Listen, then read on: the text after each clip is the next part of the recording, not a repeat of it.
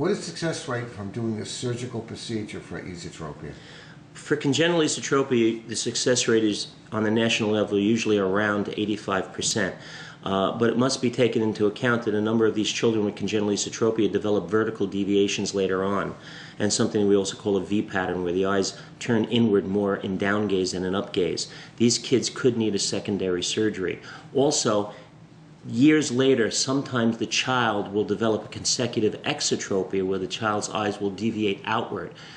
This can sometimes occur because of the weakening of the medial rectus muscle over time as the child gets older. Usually the surgery is done by a pediatric ophthalmologist?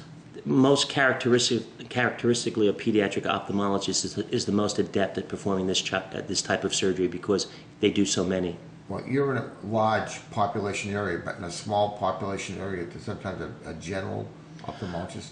Yes, occasionally a general ophthalmologist can do the simpler forms of strabismus surgery, such as congenital esotropia, but most people nowadays seek out a pediatric ophthalmologist because of the amount of surgery that they do on children's eyes. So it's just the old story that someone does a lot of something, gets it down well, and someone does it occasionally, might have more problems?